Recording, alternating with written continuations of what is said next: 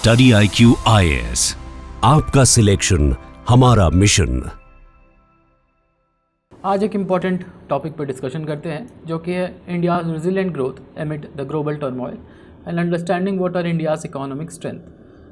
देखो, financial year 24 में India has grown by 6.5%, 6.4%।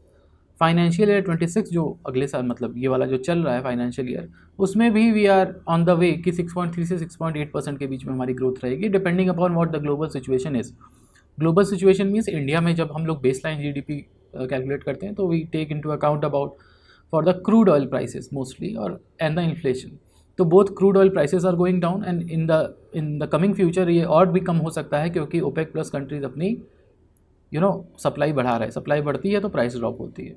Also RBI has set कि हमारा इन्फ्लेशन इस साल 4% के आसपास रहेगा, जो कि आरबीआई का टारगेटेड मैंडेट है फ्लेक्सिबल इन्फ्लेशन टारगेटिंग में। और क्या वजह है कि इंडिया की इकोनॉमिक स्ट्रेंथ बढ़ रही है 2025 में and why we are sitting on a gold mine, और हम अपने ग्रोथ को और बेहतर कर सकते हैं। So we will study about it, but थोड़ा सा हिस्ट्री ले लेंगे और फिर आगे बढ़ेंगे। तो हम लोग ओवरऑल क्या करने वाले हैं, that we will see what are the global economic slow downs are. ठीक है, ये ग्लोबल इकोनॉमिक स्लो डाउन्स क्या है, और साथ ही साथ ये देखेंगे कि IMF क्या प्रोजेक्ट कर रहा है sluggish growth for advanced economies, why, what was the earlier projection. Earlier projection जो भी था वो हम लोगों ने उसमें देखा हुआ है हमारे इकोनॉमिक सर्वे में। और साथ ही साथ हम देखेंगे कि कैसे इंडिया का आज भी प्रोजेक्टेड ग्रोथ रेट 6.5% है एज़ पर UNCTAD। ठीक है, UNCTAD से आज भी 6.5% है। और साथ ही साथ why this India is defying the global trend, क्या है हमारे पास ऐसी, हमारी स्ट्रेंथ क्या है।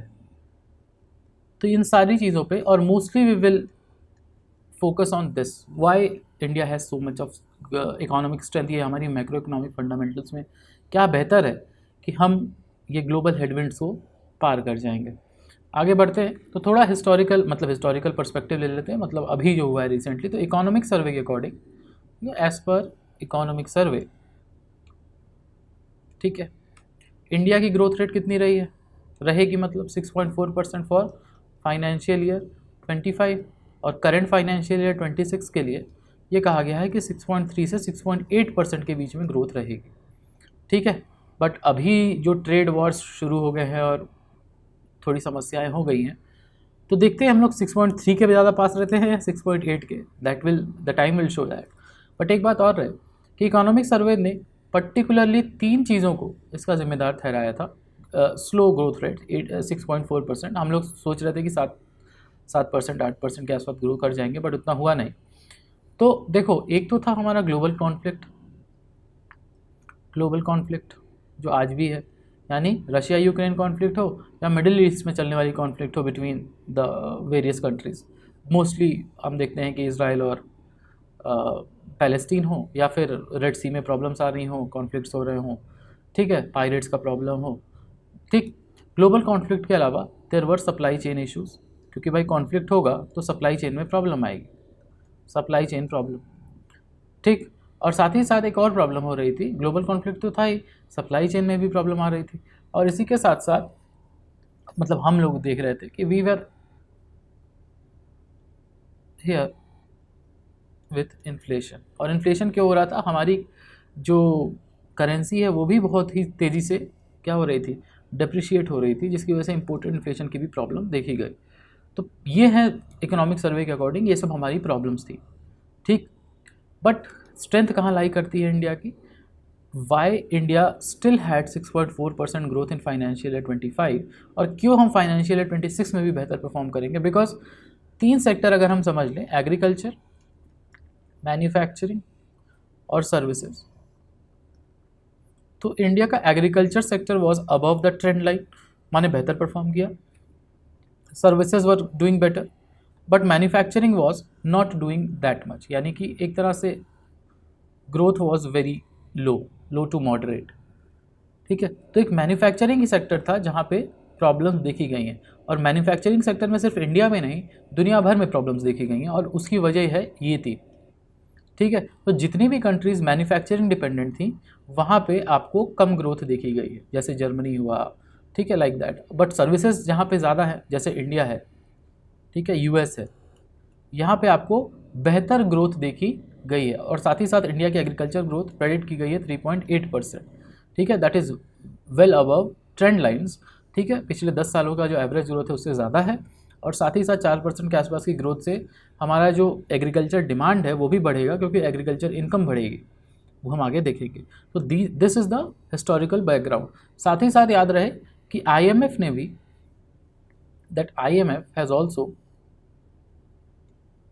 IMF predicted that advanced economy यानी जो डेवलप्ड इकोनॉमीज हैं वो अराउंड लेट्स से 1.9% 1.8% के आसपास ग्रो करेंगी और जो हमारी डेवलपिंग इकोनॉमीज है that will grow around 4.4%। Overall global जो ग्रोथ होगी वो 3.3% के आसपास होगी। ऐसा जब इकोनॉमिक सर्वे आया था, world economic outlook that is a publication of IMF, उसमें प्रेडिक्ट किया गया था। But because of the global turmoil currently IMF ने कहा है कि हो सकता है कि ग्लोबल जो ग्रोथ रहे वो 1.9% के आसपास रहे because of all this trade Wars going on. क्योंकि पहले हमारे पास ये 3 समस्याएं थी, अब हमारे पास एक समस्या जुड़ गई है जो कि है trade war.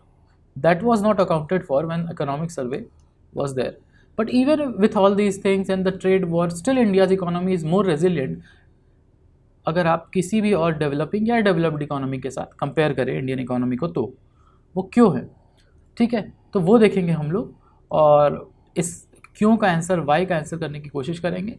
But let me tell you one more thing, that economics optional batch जो हमारा अप्रैल बैच था उसको because of the demand we have pushed the batch starting from 28 April. तो हम लोगों का जो बैच स्टार्ट है वो 28 अप्रैल से होगा। And if you will use the code HS Live, अगर आप HS Live short for Sai score live अगर आप यूज़ करते हैं तो आपको मिलेगा maximum discount across the study IQ platform. याद रहे 28 अप्रैल से हमारा बैच है 28 अप्रैल से। ठीक है, we will be starting from Indian economy. ठीक है, यानी पेपर 2 हम लोग पहले करेंगे and then we will go to paper 1।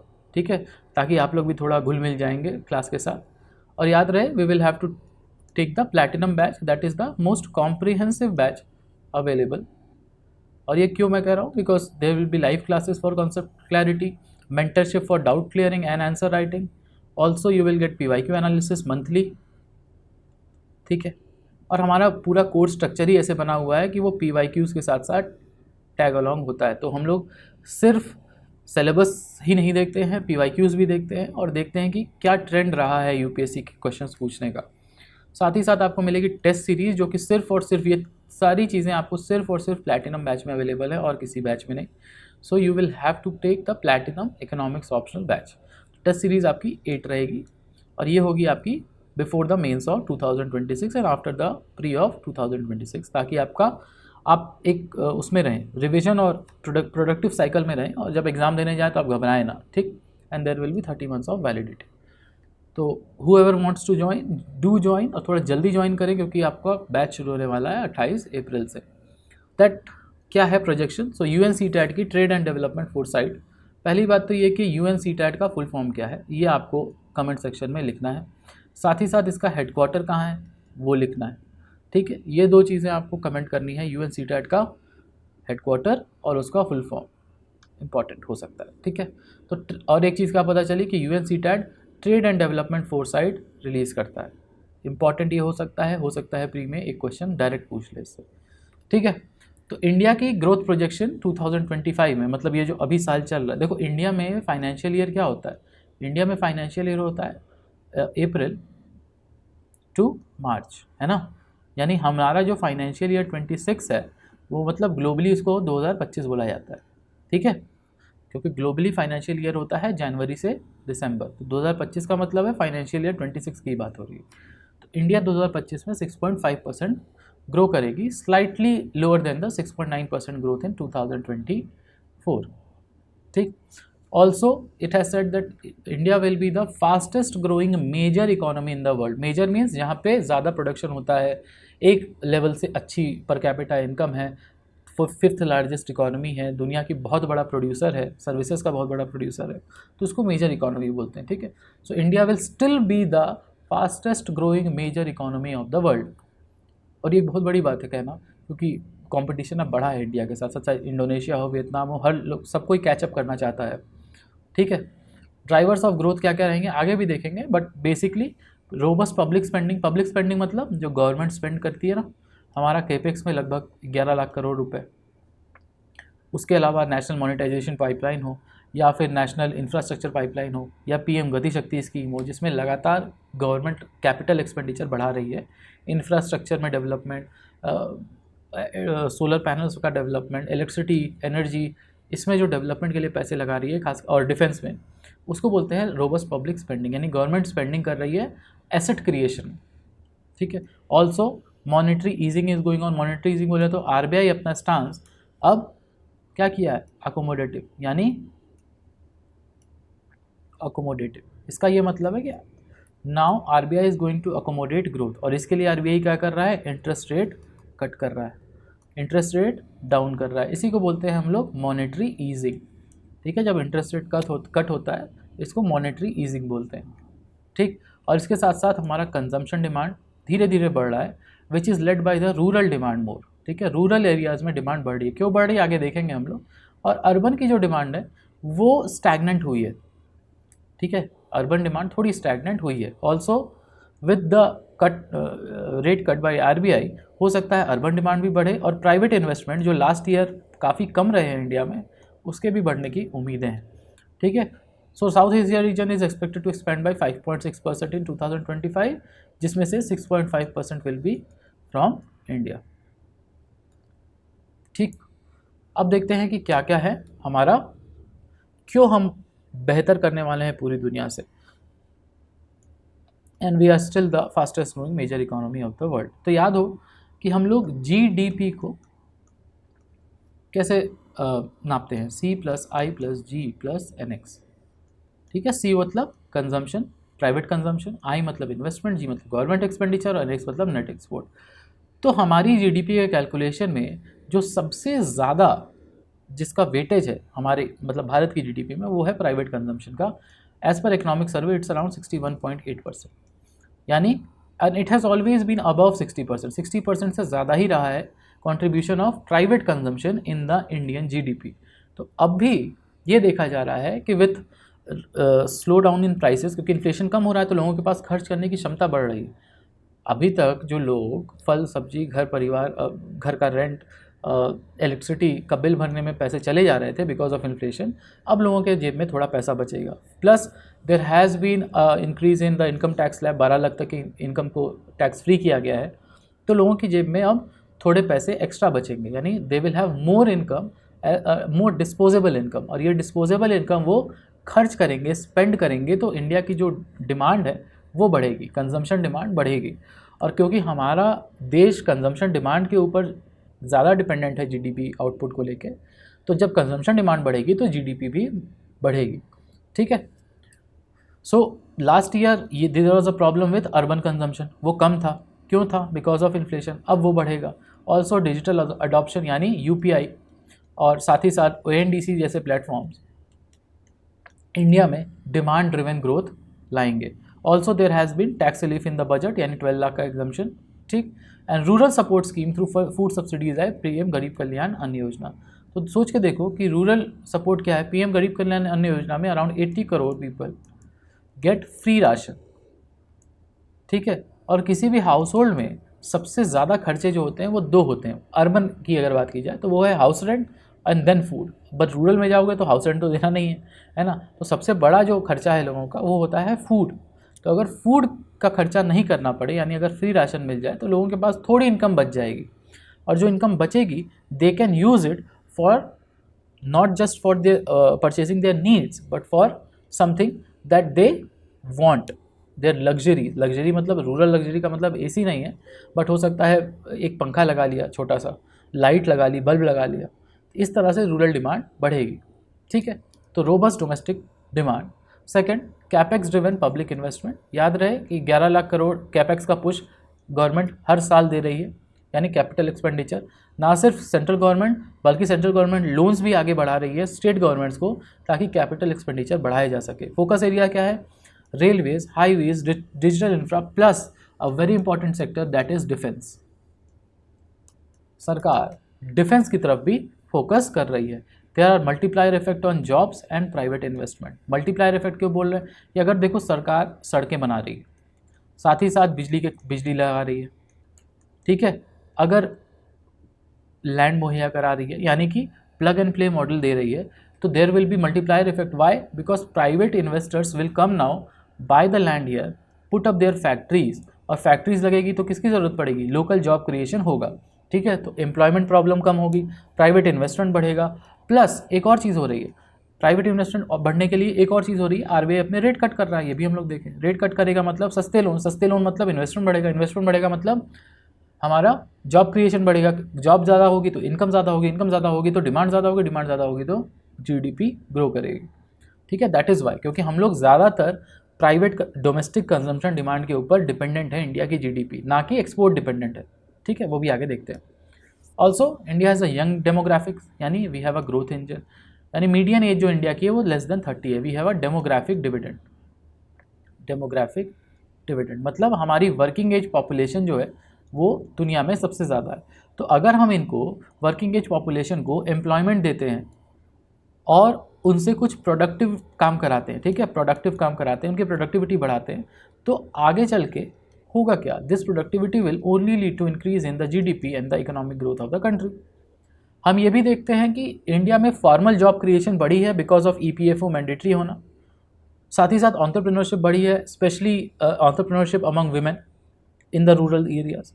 और फिर हम ये भी देखते हैं कि because of adoption of technology like UPI, like ONDC, तो जैसे घर की देखो, मान लो कि होम किचन्स हैं या क्लाउड किचन्स हैं, उनको थोड़ा इंक्लूसिव ग्रोथ करने का मौका मिला है ऑन दीज प्लेटफॉर्म्स, ठीक है, उनको लोन्स थोड़े सस्ते मिल जा रहे हैं, उनको एक प्लेटफॉर्म मिल जा रहा है जहाँ पे जैसे मान लो कोई छोटी सी बेकरी है वो अपना केक भेज सकती है, ठीक है, छोटे छोटे स्नैक पार्लर्स हैं वो ओएनडीसी के थ्रू अपने फूड सप्लाई कर सकते हैं without incurring a large cost, ठीक है। तो that is how we can take help और of our demographic dividend, improve employment and productivity and it will increase the GDP.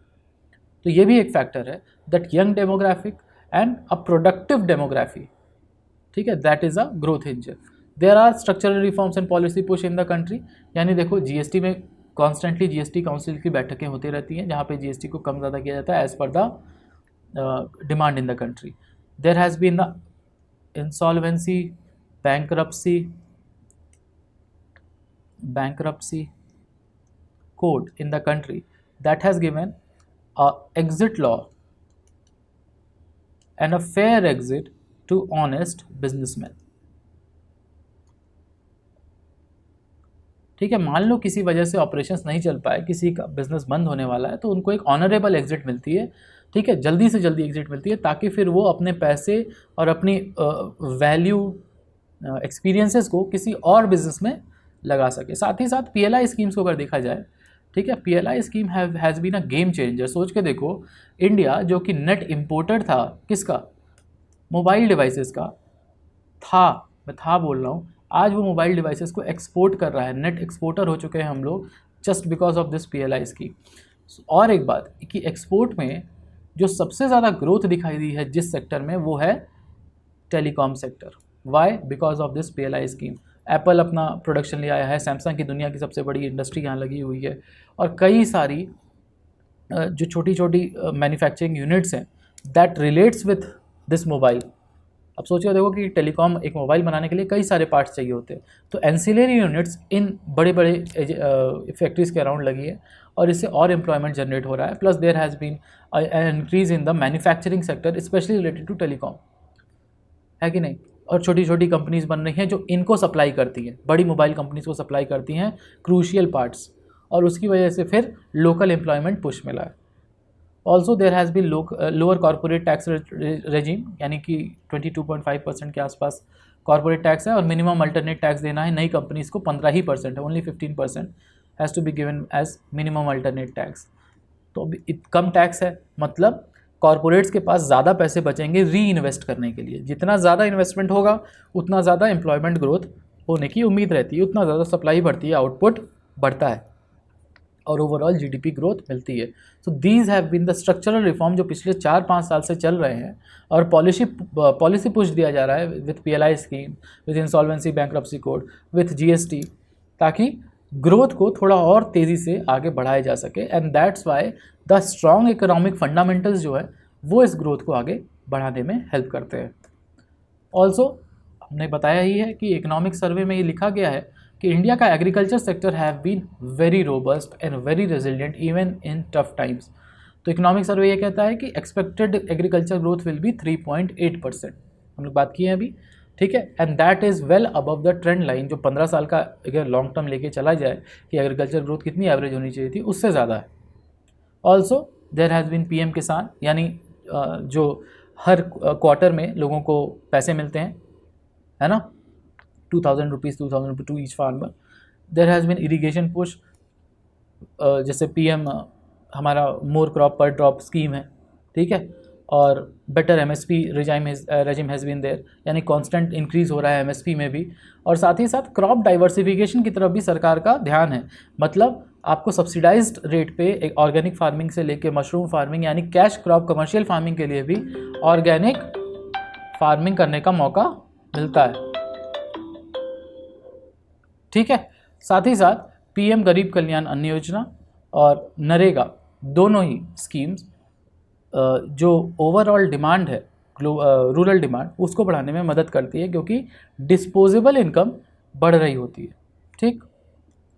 साथ ही साथ there are strong services export, यानी IT, fintech, consultancy sectors are booming in India. एक problem जो आ सकती है वो है आईटी सेक्टर में, जो कि एक्सपोर्ट डिपेंडेंट है इंडिया में, बट हमारा मैन्युफैक्चरिंग और एग्रीकल्चर सेक्टर फिर कैचअप कर लेगा, because most of our IT companies is tagged along to the US, but क्योंकि यूएस ने इंडिया के ऊपर टैरिफ्स उतने नहीं लगाए हैं, तो that is why our IT export will not be that much affected, इतना इफेक्ट नहीं पड़ेगा, नो इफेक्ट, ठीक है, क्योंकि इंडिया का टैरिफ कम है और हटा भी दिया गया है। Also services exports are more than $300 billion, ये हमारा फाइनेंशियल का टारगेट है जो पूरा भी हो जाएगा। और India's share in global services is also increasing. Merchandise trade में कम है 1.7%, बट ग्लोबली इंडिया का services export is one of the top in the world, ठीक।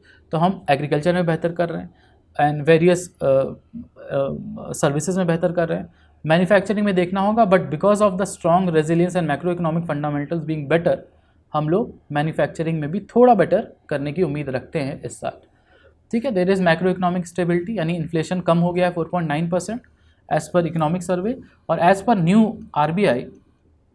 आरबीआई अब ये फाइनेंशियल ईयर 26 में 4% इन्फ्लेशन रहने की उम्मीद है। That is the optimal inflation rate as पर आरबीआई मॉनेटरी पॉलिसी, ठीक है। तो अगर ऑप्टिमल रहेगा हमारा इन्फ्लेशन रेट, तो रेट और कट होंगे, यानी इंटरेस्ट रेट और कम होंगे, that will increase the investment demand in the country.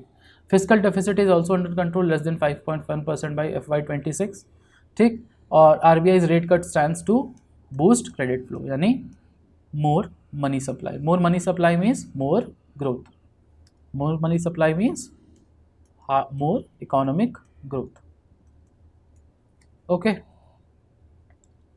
और हमारा फॉरेन एक्सचेंज भी बेहतर है, मोर देन $630 बिलियन, और ये $630 बिलियन एज पर इकोनॉमिक सर्वे हमारे 10 मंथ का इंपोर्ट कवर, और साथ ही साथ हमारा एटलीस्ट 90% हमारा फॉर एक्सटर्नल लोन्स को कवर करने के लिए काफ़ी है, ठीक है। Also CAD under control due to oil prices plus services export, यानी करंट अकाउंट डेफिसिट हमारा कंट्रोल में है, क्योंकि oil prices are under control.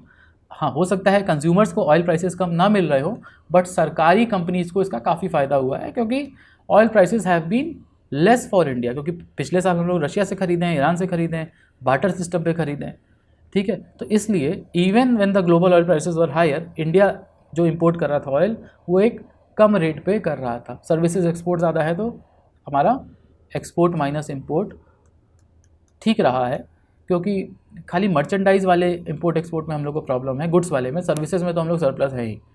और ऑल्सो इंडिया की जो इकोनॉमी है वो डोमेस्टिक ड्रिवन है, क्योंकि हम लोग देखें ना 60% of the Indian economy, more than 60% is by the domestic consumption, not by the exports. तो क्योंकि हमारी इकोनॉमी डोमेस्टिक कंजम्पशन डिपेंडेंट है, एक्सपोर्ट डिपेंडेंट नहीं है, इसलिए हम लोग देखते हैं कि रेजिलियंस रहेगा इंडियन इकोनॉमी में against all this trade Wars etcetera, ठीक है। एंड ऑल्सो और जियो economic positioning is better. Jio economic positioning बोले तो क्योंकि चाइना के ऊपर इस समय 245% का टैरिफ लगाया है यूरोप ने, अमेरिका ने कुछ प्रोडक्ट्स के ऊपर, ठीक है, excluding that important crucial mobile equipments, ठीक है, ताकि एप्पल को प्रॉब्लम ना हो। बट स्टिल हमारे पास एक बहुत ही बेहतरीन मौका है, चाइना प्लस वन पॉलिसी जो दुनिया भर की कंपनीज देख रही हैं, एक ऐसी कंट्री जहाँ पे चाइना से मैन्युफैक्चरिंग निकाल के ले जाई जा सके, और इंडिया वो कंट्री बन सकती है। इससे पहले कि म्यांमार उसका फ़ायदा उठा ले, we will have to see how can we take advantage of this situation, ठीक है। India is emerging as a manufacturing alternative specially because of the PLI scheme, ठीक है, बहुत ही अच्छी स्कीम है ये। टेलीकॉम के अलावा हम लोग बहुत ज़्यादा रियलाइज़ नहीं कर पाए इस स्कीम को, but the government now will have to push in the next 13 sector, क्योंकि 14 सेक्टर में PLI स्कीम दी जाती है, एक सेक्टर बहुत अच्छा किया है। तो इससे प्रेरणा लेते हुए हमें बाकी सेक्टर्स में भी PLI स्कीम को इन्फोर्स करना होगा, ठीक है। And this PLI has also attracted many global players, Apple, Foxconn, Samsung, इन्होंने अपनी कंपनीज लगाई हैं और उनका फ़ायदा भी उनको हुआ है। खासकर इंडिया की एम्प्लॉयमेंट सिचुएशन बेहतर हुई है, फॉर्मल एम्प्लॉयमेंट सिचुएशन, ठीक है, और इंडिया का बेहतर मिडिल क्लास जो बन रहा है उससे भी डिमांड बढ़ेगी। So we can summarize it कि हमारे जो डोमेस्टिक डिमांड है वो बेहतर हुई है, बेहतर होगी। पॉलिसी सपोर्ट सरकार की तरफ से यानी कैपेक्स, ठीक है, डोमेस्टिक डिमांड, कंजम्पशन डिमांड बढ़ी है। Also inflation is lowering down at 4%, तो therefore there will be growth resilience. और इंडिया की ग्रोथ है स्ट्रक्चरल ग्रोथ, यानी internal structure, macro economic structure बेहतर है, इसलिए हम लोग ग्रो कर रहे हैं। इट्स नॉट साइक्लिकल कि बाहर अगर कोई डेंट आता है तो हमारे इंडियन इकोनॉमी भी बहुत ज़्यादा डाउन होगी, ठीक है। Okay, so also poised to remain world's fastest growing large or major economy of the world.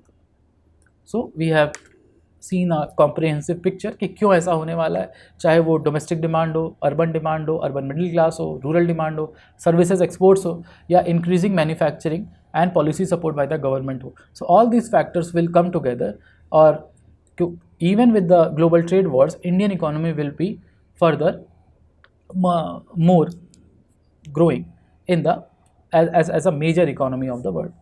Okay, so आज का हम लोग अपना डिस्कशन यहीं पे रोकते हैं। स्टडी IQ IAS, आपका सिलेक्शन हमारा मिशन।